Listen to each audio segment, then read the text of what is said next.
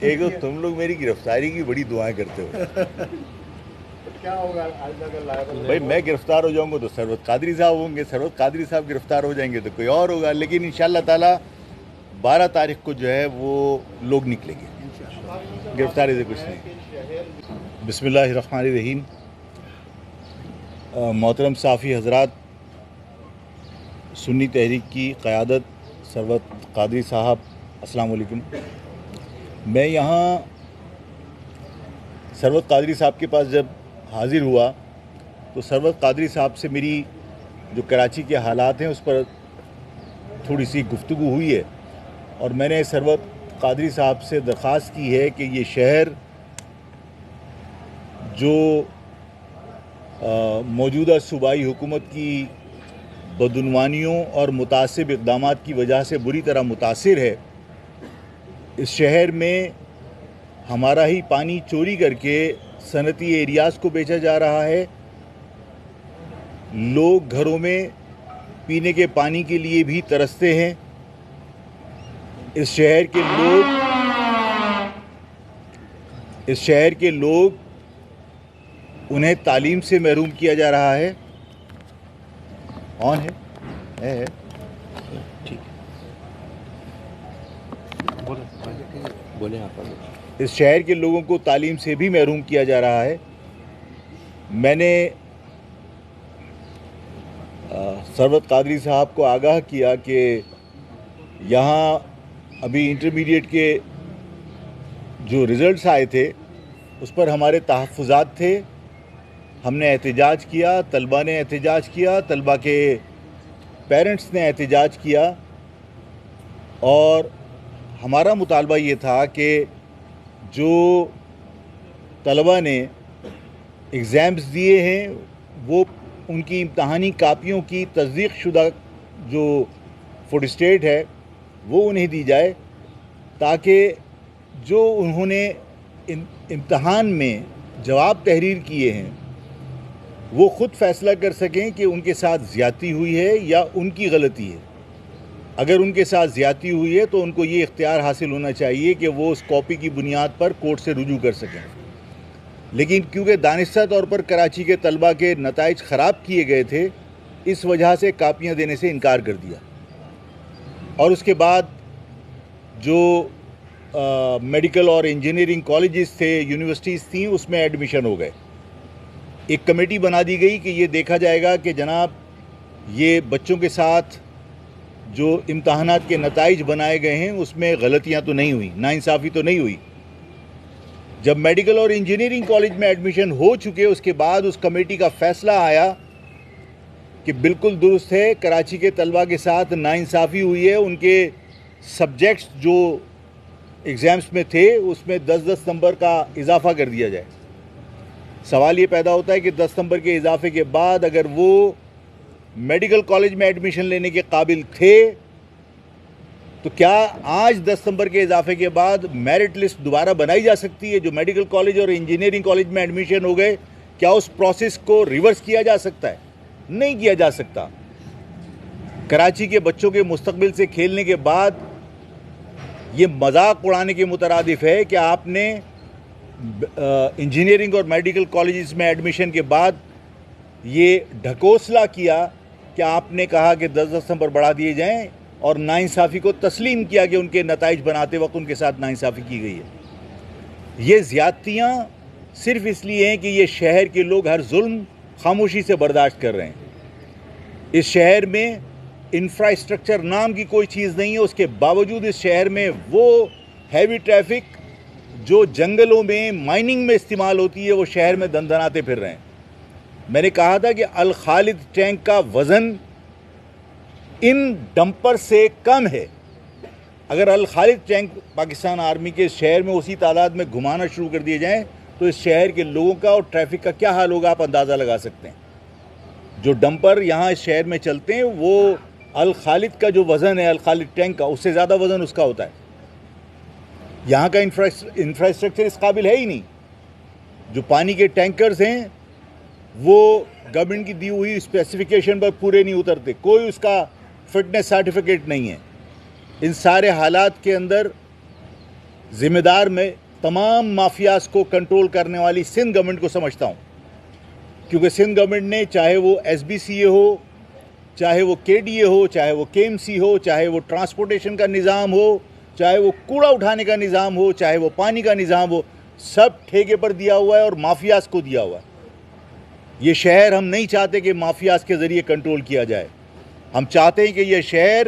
یہاں کے شہریوں کے ہاتھوں سے کنٹرول ہونا چاہیے، اس شہر پر اس شہر کے لوگوں کا کنٹرول ہونا چاہیے، باہر سے آنے والی مافیاز کو ہم قبول نہیں کریں گے۔ اور انہی زیادتیوں کے خلاف ظاہر ملک کے حالات سے ہم بھی واقف ہیں، اور پاکستان سے محبت دوسروں سے زیادہ ہم کرتے ہیں، اس لیے کہ یہ میرے باپ داداؤں کے بنایا ہوا وطن ہے، یہ ثروت قادری کے بزرگوں کا بنایا ہوا وطن ہے، اور ظاہر ہے کہ اپنے بزرگوں کے بنائے ہوئے وطن کو ہم نقصان نہیں پہنچا سکتے، لیکن اس پاکستان کی جو صورتحال ہے کہ جو خیبر پختونخوا جو بہت انارکی کا شکار ہے، غیر یقینی صورتحال کا شکار ہے، دہشت گردی کا شکار ہے، بلوچستان کے اندر جس طرح بولان ٹرین کا واقعہ ہوا ہے، جس طرح وہاں دہشت گردی کے واقعات ہو رہے ہیں، ان سارے حالات میں میں نہیں چاہتا، اور ظاہر ہے کہ میری ذمہ داری بنتی ہے کہ میں کراچی میں کوئی ایسے حالات پیدا نہ ہونے دوں کہ جس سے ہمارے ادارے پریشان ہوں، متاثر ہوں، ان کو کوئی مزید پریشانیوں میں ہم مبتلا کرنا نہیں چاہتے، پاکستان کی گورنمنٹ کو ہم کوئی کسی جگہ انگیج کرنا نہیں چاہتے، لیکن ہم ان مافیاز کو اور مافیاز کے سرپرستوں کو پرامن طریقے سے بغیر کسی، ابھی آپ کے ہاں گملہ ٹوٹا ہے، میری تو خواہش ہے کہ 12 تاریخ کو اس طرح کوئی گملہ تک نہیں ٹوٹنا چاہیے، اتنا پیسفلی میں چاہتا ہوں کہ اس کراچی شہر کا ہر فرد، مائیں، بہنیں، بچیاں، بزرگ، نوجوان، ہر شخص اپنے گھر سے ایک سفید پرچم لے کے باہر نکلے اور صرف یہ میسیج دے کہ اس شہر کے لوگ مردہ نہیں ہیں، صرف یہ میسیج دے کہ یہ ایک زندہ قوم کا شہر ہے، یہاں پر لوگ غیرت مند رہتے ہیں، انہیں مردہ سمجھ کے، لاشیں سمجھ کے رونتے ہوئے جانے کا عمل بند ہونا چاہیے۔ ہم صرف پرامن میسیج دینا چاہتے ہیں کہ اس شہر کے لوگوں کو انسان سمجھو، اس شہر کے لوگوں کے ساتھ جو ناانصافیاں ہیں وہ بند ہونی چاہیے، اس شہر کے لوگ اپنے اتحاد سے بدعنوان گورنمنٹ کو میسیج دیں گے اور مافیاز کو، اور پھر حکومت کی ذمہ داری ہے، حکومت کے ساتھ ساتھ مقتدر اداروں کی ذمہ داری ہے کہ وہ شہر کے لوگوں کے دکھ کو محسوس کریں اور اس شہر کے لوگوں کے زخموں پر مرہم رکھنے کی کوشش کریں، تعلیم کے میدان میں، روزگار کے میدان میں، بنیادی سہولتوں کی فراہمی کے لیے جو ناانصافیاں، جو زیادتی ہو رہی ہیں، ان کو بند کروانے کی کوشش کیجیے۔ میں نے ثروت قادری صاحب سے، ان کی قیادت سے، میں جو میری بزرگوں کی روایت رہی ہے اور جس طرح ہم نے سیکھا ہے لوگوں سے کہ اگر کسی کی دہلیز پر جا کر سوال کیا جائے تو سوالی خالی ہاتھ نہیں جاتا، تو میں نے ثروت قادری صاحب کی دہلیز پر آ کر ان سے کہا ہے کہ 12 تاریخ کو آپ اور آپ کی پارٹی کے تمام لوگ، آپ کے سمپتھائزرز، آپ کے ووٹرز، آپ کے سپورٹرز، وہ سب 12 تاریخ کو کوئی سیاسی جھنڈا نہیں ہوگا، مہاجر قومی موومنٹ کا بھی سیاسی جھنڈا نہیں ہوگا، سب سفید پرچم لے کر اس کراچی سے محبت کا اظہار کر کے، اس کراچی کے لوگوں کے دکھ کو محسوس کر کے یہاں اتحاد کا مظاہرہ کرنے کے لیے جمع ہوں گے۔ میں ان کے دروازے پر آ کے ان سے درخواست اس لیے کی ہے کہ دروازے پہ آنے کے بعد سوالی خالی ہاتھ نہیں جاتا۔ دیکھیے، دونوں سوالوں کے میں باری باری جواب دیتا ہوں۔ آپ ایک دیکھیے، میں نے آپ سے عرض کی کہ جو پاکستان کے جو حالات ہیں اس میں میں اور سب لوگ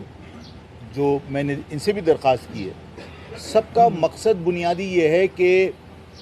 یہ میسیج دینا کہ اگر تم یہ سمجھتے ہو کہ تمہارے ظلم ہم اس لیے برداشت کر رہے ہیں کہ خدا نخواستہ ہم غیرت مند نہیں ہیں یا ہم خدا نخواستہ مردہ ہیں، ایسا نہیں ہے۔ ہم سب سفید پرچم لے کر ایک علامتی طور پر لوگوں کا احساس دلانے کے لیے باہر نکلیں گے کہ ہم انسان ہیں، زندہ ہیں، اور ہمیں دکھ ہوتا ہے ہمارے ساتھ ہونے والے ظلم پر۔ اگر اس کے باوجود گورنمنٹ اس کا نوٹس نہیں لیتی تو ظاہر ہے کہ دوسری حکمت عملی بنانے کے لیے پھر ہم ایک دوسرے سے مشاورت کریں گے، اس کے بعد کوئی حکمت عملی بنا لیں گے۔ دوسرا یہ کہ جو پبلک سروس کمیشن کے اندر ہمارے لوگ نہیں ہیں، تو میں نے تو آپ سے عرض کی کہ دیکھیے، تعصب کی انتہا تو یہ ہے کہ ہمارے جو طلبہ کا رزلٹ ہے وہ رزلٹ تبدیل کر دیے جاتے ہیں. اور تعصب کی انتہا یہ ہے کہ جو ہمیں سکھاتے رہے لوگ کہ سندھ میں رہنے والے تمام سندھی ہیں، جب ابھی آئینی عدالتیں بنی اور ان آئینی عدالتوں میں ہر صوبے سے 2 ججز کا انتخاب کیا گیا، تو جو 2 جج سندھ سے لیے گئے سینئرٹی کی بنیاد پر ان کا تعلق اربن ایریا سے تھا، یوں کہہ لیجئے کہ ان کا تعلق مہاجر قوم سے تھا. بلاول بھٹو نے احتجاج کیا، اعتراض کیا، اور اس نے کہا کہ آئینی عدالت میں سندھیوں کی نمائندگی نہیں ہے. جب آپ یہ کہتے ہو کہ سندھ میں رہنے والے تمام سندھی ہیں، تو وہ اربن ایریا سے اگر 2 جج سینئرٹی کی بنیاد پہ گئے تھے، تو بلاول بھٹو جو ایک پڑھا لکھا آدمی اپنے آپ کو کہتا ہے، اور جو پیپلز پارٹی اپنے آپ کو قومی دھاری کی جماعت کہتی ہے، اس کو یہ زیب نہیں دیتا تھا کہ وہ یہ کہیں کہ جناب سندھیوں کی نمائندگی نہیں ہے آئینی عدالت کے اندر. یہ تعصب کی بدترین مثال ہے. تو مجھے لسانیت کے تانے دینے والے تمام کے تمام لسانی پالیٹکس کرتے ہیں. آفاق کے اندر صرف اتنا سا فرق ہے کہ آفاق منافقت نہیں کرتا، جو کرتا ہے کھلے عام کرتا ہے. پیپلز پارٹی سندھیوں کی پالیٹکس کرتی ہے، متعصب ہے، لسانی پالیٹکس کرتی ہے، لیکن نام قومی دھارے کا ہے. میں نواز شریف صاحب کے بارے میں بھی کہنا چاہتا ہوں کہ نواز شریف صاحب بظاہر قومی دھاری کی سیاست ہے. کیا نواز شریف نے پنجاب کی پگ نو لگ گیا داغ کے نعرے نہیں لگائے تھے؟ کیا انہوں نے پنجاب کی پالیٹکس نہیں کی؟ آفاق میں صرف فرق یہ ہے کہ آفاق منافقت نہیں کرتا. آپ سب کا بہت بہت شکریہ.